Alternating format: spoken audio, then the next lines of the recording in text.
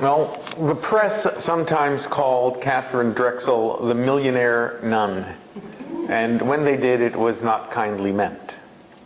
But to understand the trajectory of her life, we first need to understand Katharine Drexel's context, her family. So I'll give you a brief sketch starting with her grandfather, because really the story doesn't make any sense unless you go back to this.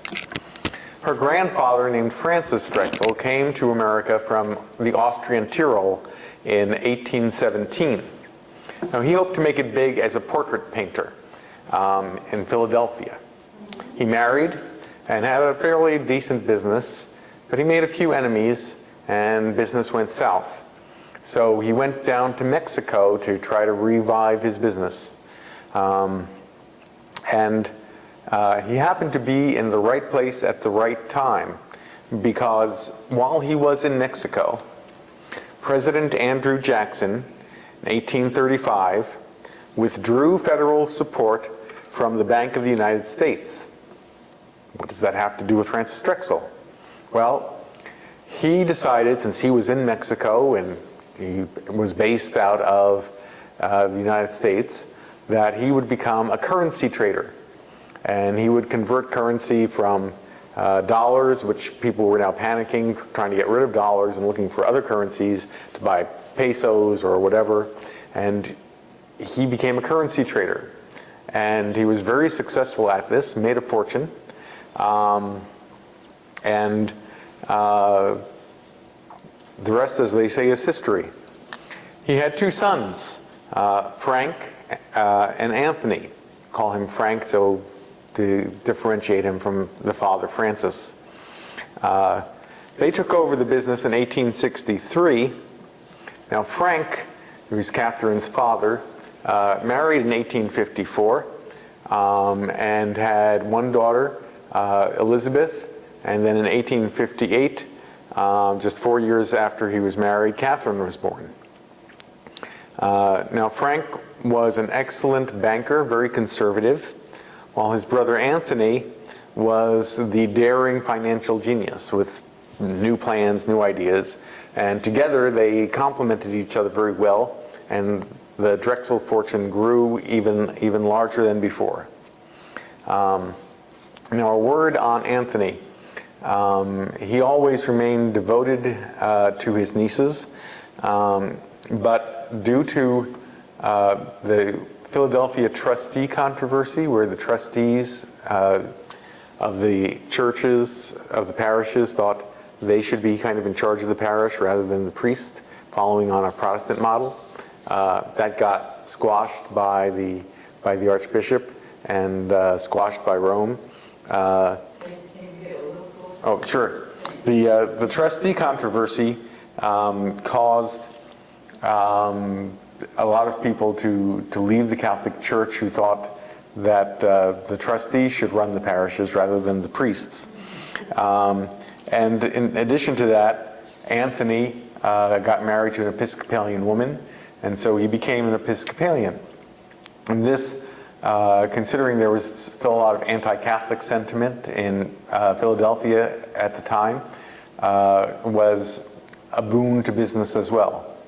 So, with all of that in the background, we can realize that Katharine was born into a very wealthy family and very well-connected family in Philadelphia when she was born in 1858. Unfortunately, her mother, Hannah, died very shortly after giving birth to Katharine.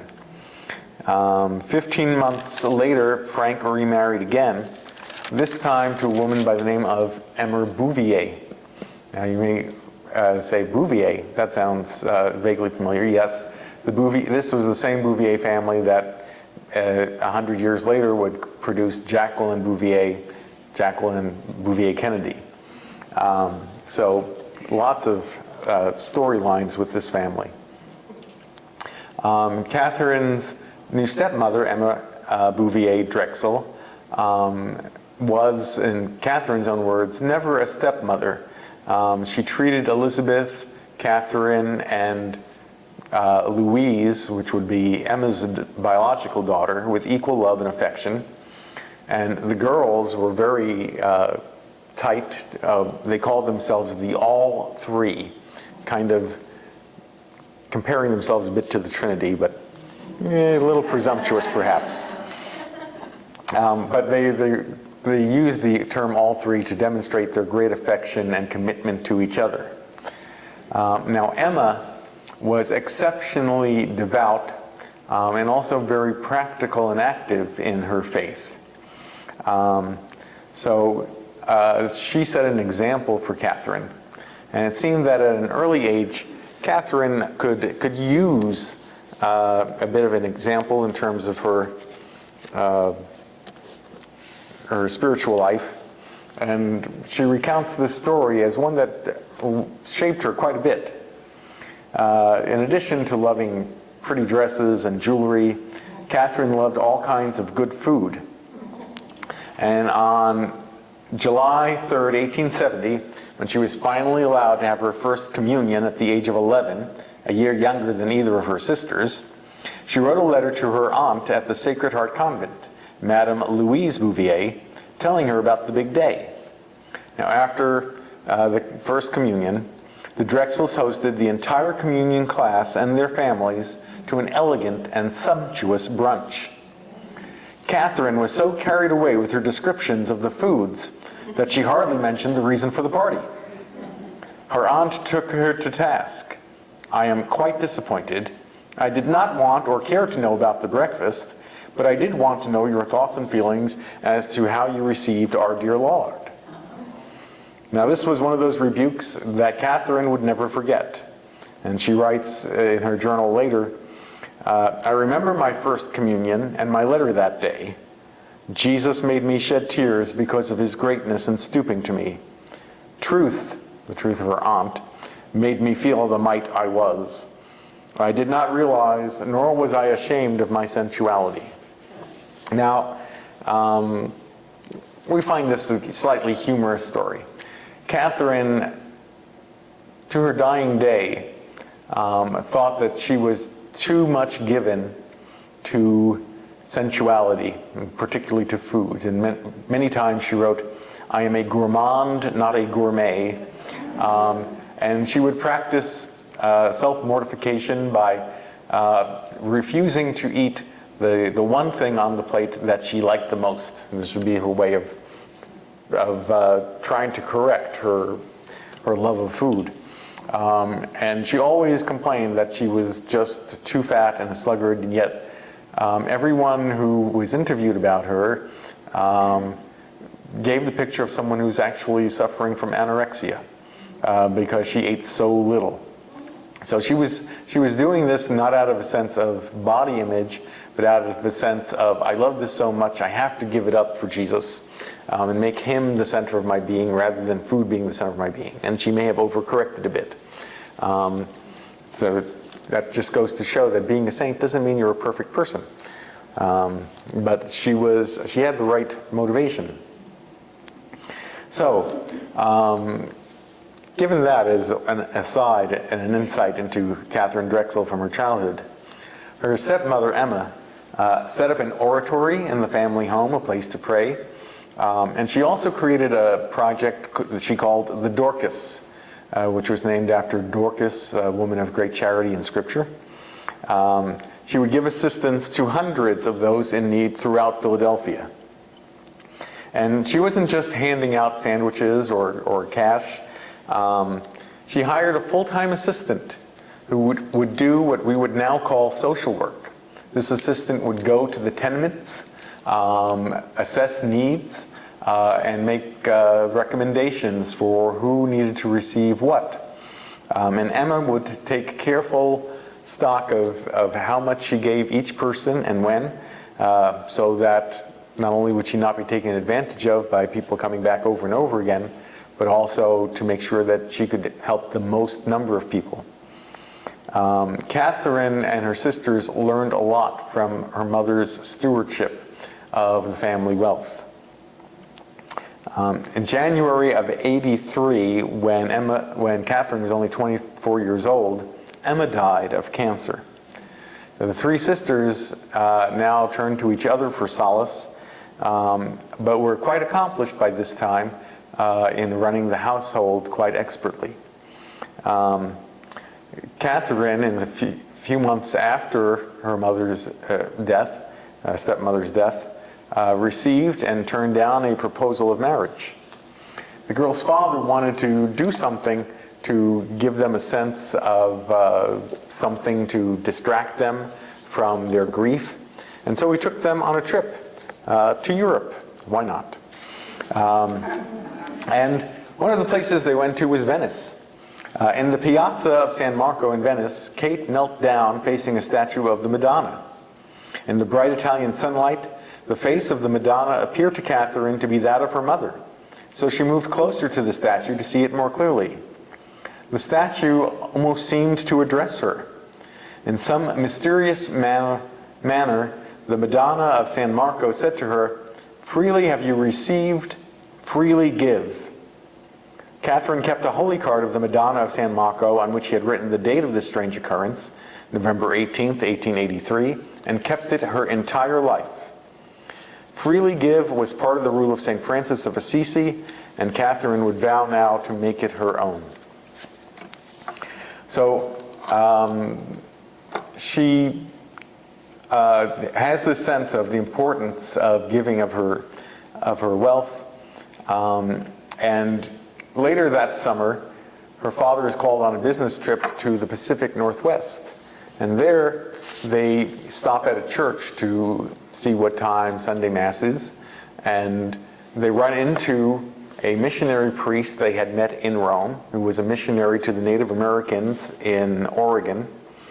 And he took them to his mission church deep in the forest, where he was ministering to the Puyallup Indian tribe. It was a lovely but very spare church dedicated to Our Lady of Grace. Kate noted there was no statue of the church's patroness and promised to send one to Father Heilbos. The statue that Katharine picked out of the Benzinger brothers catalog for the Puyallup Chapel in the Woods cost $100, which was half of her yearly allowance. She worried about what her banker father would think of her spending half her allowance on a statue, but his response was, "I'm glad you did it, Kitty." So two things happen there. One is she gets, approval for her generosity, but also this begins her lifelong love for missions to Native Americans. A year and a half after this, Frank Drexel died. So Katharine was now 26 years old. Her older sister was 28, her younger sister 21. And upon his death, Frank Drexel gave $1.5 million to be divided among 29 charities in Philadelphia, 28 of them Catholic charities, one Lutheran hospital. And the remainder of his estate was $14 million. Now I think this is 1885. So think what you could buy with a penny in 1885. $14 million. And he was afraid that there would be people who would want to prey on his daughters for their money. There might be cads who would marry them for their money. So this is the way he set it up, and this is important to realize for what happens in Katharine's life. He set up a trust. The principal could never be touched by anybody. The interest would be split 3 ways among the 3 daughters. No spouse could ever inherit the inheritance. It would either go to the daughters, and when the daughter died, to their children. If the daughter died without children, then it would be split up between the remaining sisters, and so on. Now, what ends up happening is that both of Katharine's sisters never marry. Well, actually, one married, but both died childless. And so, at the end of her life, Katharine Drexel was the recipient of the entire estate. This is why the newspapers called her the millionaire nun. The 3 sisters all used their inheritance for charity, First, they created various schools for African Americans in post-Civil War society. Katharine founded a school for black women. But her abiding interest in helping Native Americans was her primary focus. In 1870, President Grant had adopted a policy in which assistance to Native Americans was doled out to religious communities to build facilities and to staff them. This led to the now controversial policy of boarding schools for the Native Americans. Today, in hindsight, many people see the boarding school system as a type of cultural genocide. But at the time, it was seen as a way to provide a good education and help them to be more successful economically. So, and the other issue to remember is at this time, in the late 1880s, 1890s, American Catholicism is swamped with waves of European immigrants. Think, there's the Irish potato famine from earlier in the century. There are waves of people coming from Poland, Germany. Immigration and European immigrants were kind of the main focus of American Catholicism, and there wasn't much fundraising or money earmarked for evangelization of Native Americans or of African Americans. And this is where Katharine Drexel steps in. She became a major contributor to the Bureau of the Catholic Indian Missions. And one of the factors was, as a young woman, her spiritual advisor was a priest in Philadelphia by the name of Father James O'Connor. This spiritual advisor later was named Bishop of the Dakota Territories in 1876. But through correspondence, he remains her spiritual advisor. And he arranged multiple trips for all three sisters to the Indian missions. So Bishop O'Connor was instrumental in encouraging her charity to the Indian missions because it was something that he was working with on a day-to-day basis. But he also was discouraging her from the concept of becoming a nun because he realized if she became a nun, she would take a vow of poverty, and she would not have control of the funds anymore that she was so generous in giving to his charities. So how much self-interest was in that discouragement and how much was spiritual guidance leads you to decide for yourself. But, and Katharine Drexel was so modest and humble that she listened to him and said, well, if you don't think I should become a nun, then I shall not. But I keep feeling that God is calling me to this.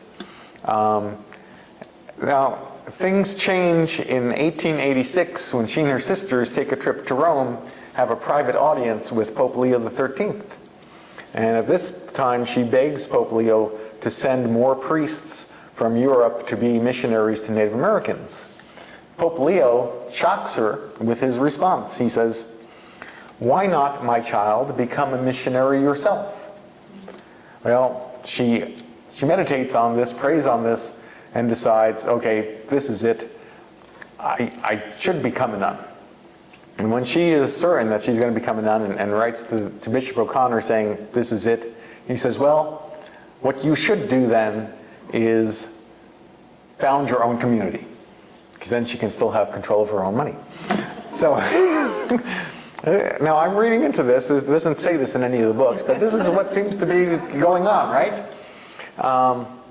So he arranges for her to spend a novitiate with the Sisters of Mercy in Pittsburgh. The Bishop of Pittsburgh is his brother. And this is how it went.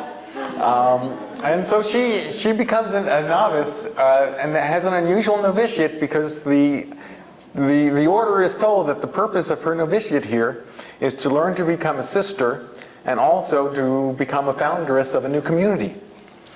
So after 20 months of novitiate, on February 12th, 1891, Sister Mary Katharine Drexel became the first professed member of the newly formed Sisters of the Blessed Sacrament for Indians and colored people. and 14 other members joined with her. Now, while in the novitiate, her older sister Elizabeth died, as did Bishop O'Connor. She felt kind of overwhelmed. How was she going to found a new order without either her eldest sister to help her or Bishop O'Connor, her spiritual director? She turned to Archbishop Ryan of Philadelphia, and he said he would be willing to help guide her with the founding of the order and with the recruitment of vocations. And by the end of the 19th century, just within 10 years after founding the order, Katharine and her order were already invested in 26 different dioceses around the United States. And a couple of quick stories. Well,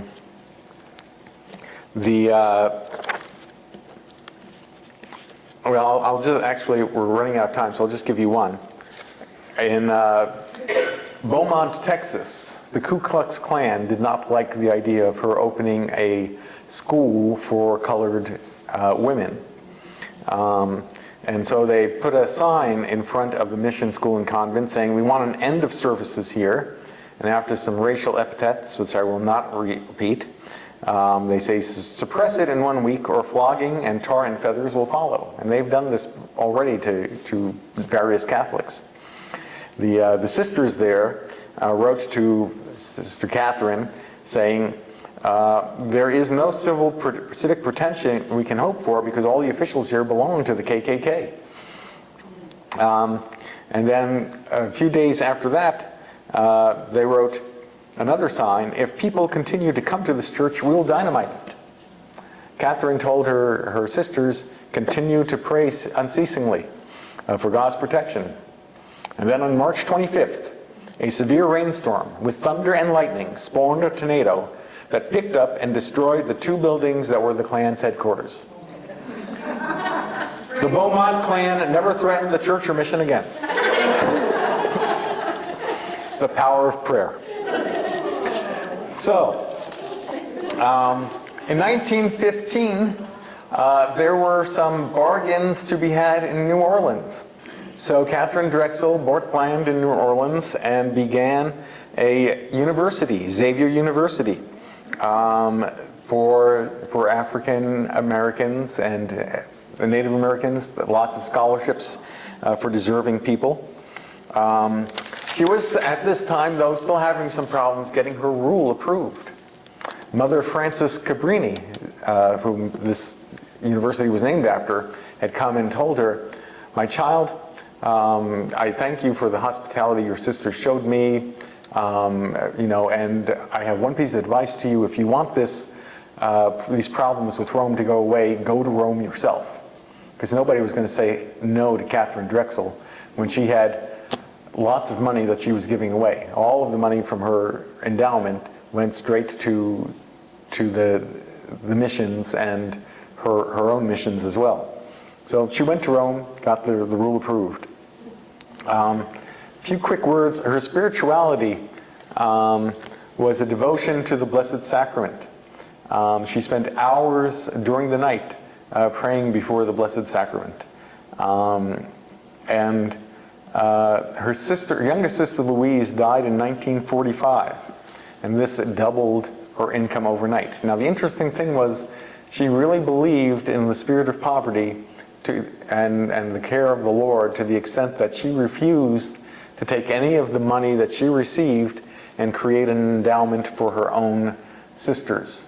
She said, "If the Lord wants this to continue, funds will be made available, but I'm spending everything I have every year on, I'm not putting any money aside for the continuance of this order." There are a lot of people who think that wasn't wise, but that was how she lived, and that was what she did. She continued to live for 10 years after her youngest sister Katharine died. And she lived long enough in 1954 to see the Supreme Court finally knock down segregation in Brown versus the Board of Education. She died in 1955. At the height of the order, there were over 580 members. As of 2012, which is the latest I have a figure for, there were still 124 sisters, and they have a quite active website. If you want to see more about the order and what it's still doing, you can look there. So, just a quick quote from Katharine Drexel. I like this. This gives a little insight into her relationship with God. How can we ever thank God for our religious vocation? People think out in the world you are doing something great in giving yourself to God. And that is not the case at all. It is God who is great in giving us a chance to be his spouse. So, questions, comments?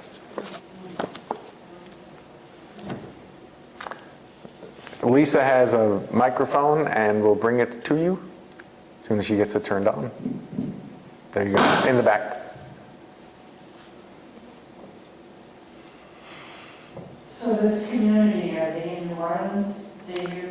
Well, it's the Order of the Sisters of the Blessed Sacrament, and they are in New Orleans as well as many other places. Right. Because I had a sabbatical with somebody from there. Okay, good. Thank you for a wonderful presentation. In your readings, was there a connection between her experience with the Mercy Sisters and that influencing her spirituality? It did influence her spirituality, but the primary influence on her spirituality was her love of the Blessed Sacrament. When she was first thinking about becoming a nun, she wanted to join the Carmelites. And the reason was because they were one of the two orders that were given permission to receive communion every day. Sounds odd to us with our current spirituality, but in those days, I guess orders were not encouraged to receive communion daily in order to make it more special on Sunday or something. I don't know. I don't know why that was, but because the Carmelites were allowed to receive it every day. So it was her love of that, and the Sisters of Mercy were, I think, helpful to her in forming her spirituality in terms of living in community and in terms of teaching her how to run in order. You don't usually teach that to a novice, but this was a crash course. So she learned a lot from them, and her spirituality was undoubtedly affected because you can't divorce your spirituality from your ministry, and they really helped her learn how to be a nun and how to teach others to be nuns.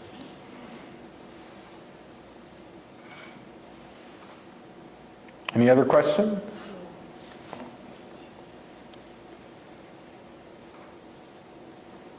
I know so little about her. Was she canonized? Yes, she was canonized in 2000 by Pope John Paul II because he saw her as an example of the importance of evangelization, which he was very much concerned about, and reaching out to the least of our brothers and sisters. And so she was one of the people that he canonized, that he felt quite expressed some of his own agenda for where he thought the church needed to go. He thought she was a shining example of what we need to do in the 20th and 21st centuries. I never heard of her, being canonized. I thought it was such a long process, but that was put through quite quickly, right? No, it would have been about 45 years, which is fairly quickly. Yeah. But Mother Teresa was even quicker. Yes, there were two miracles, but I can't think of them off the top of my head. But there were two miracles.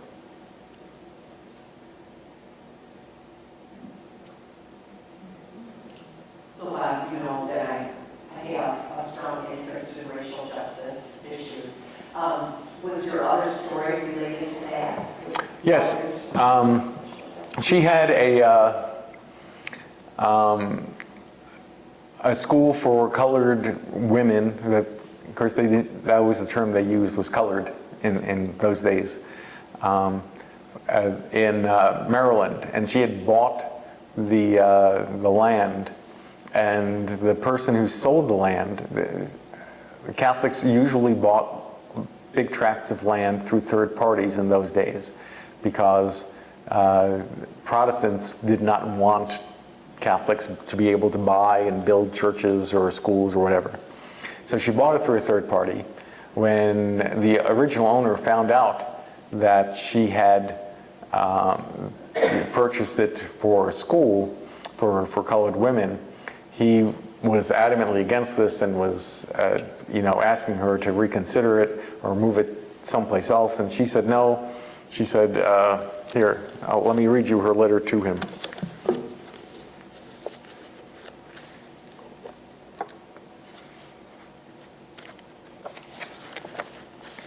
She wrote, I have to express my regret that you and your neighbors should feel as you do concerning the purchase of the property. I think there is some misapprehension on the part of you and your neighbors, which I would like to remove. She's trying to be political here. The Sisters of the Blessed Sacrament who have purchased the property are religious, and we are of the same race as yourself. We will always endeavor in every way to be neighborly to any white neighbors in the vicinity. We have every reason to hope that we may receive from our white neighbors the cordial courtesy for which the Southern people are so justly noted.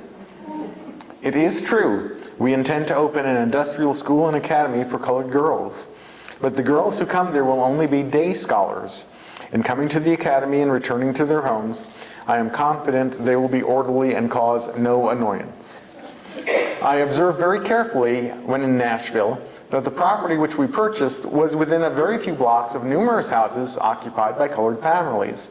And therefore, even were the property to be the residence of colored teachers, which it is not, I think no just exception could be taken to the locality selected. I fully realize, I think, how you feel about your old revered home, around which so many attachments of the past, the sweet relations of home life, hover. I acknowledge I feel the same regard to mine, and confess that some time ago, in passing it in the trolley cars, when I saw a bill of sale on it, a whole crowd of fond recollections of father, mother, sisters, etc. came vividly to my imagination.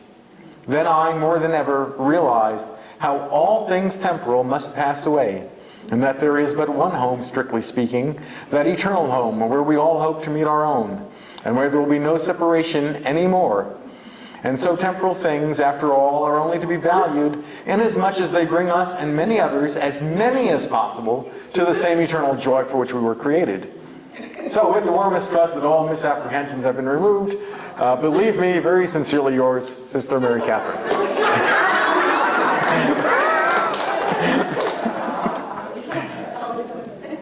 Could you also tell us your two sources that you have up there? Okay. My sources come from the Marywood Library, and they'll be returned there this evening. The one that I prefer is by Cheryl Hughes, Katharine Drexel, The Rags to Riches Story of an American Catholic Saint. The Riches to Rags Story, I'm sorry. And St. Katharine Drexel, Apostle to the Oppressed, the debutante who chose poverty over wealth, the oppressed over society, and Christ over comfort. Now this one is a little more hagiographical, a little more kind of playing up all of her holiness and sweetness. This is more historical, and there's an entire, a little psychological, and there's an entire chapter in the back kind of trying to understand her spirituality from the facts of her life, not kind of like a hagiographer would want to write. So I found this to be the most helpful book. This has some good quotes from her, though, that are also worthwhile. I'm glad you chose,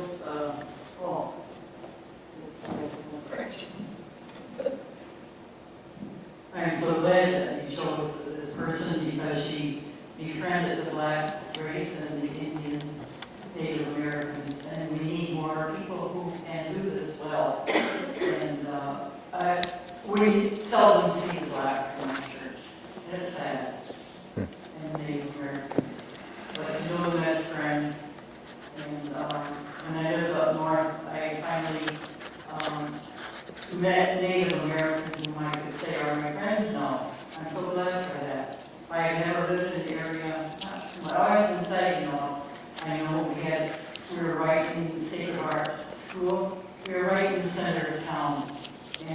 but I was just thrilled to death that one lady came and wanted to borrow my suitcase because she didn't have any. And I thought, well, such a simple thing to use for another person. So I was awed to have that exchange. So I'm glad to hear of the racial issue in her holiness of life. Yeah. Right. All right, well, thank you all very much. And Lisa has a few words about our upcoming series. And afterwards, we welcome everybody downstairs for refreshments. And if you're at Equinata and want to come over, please join us.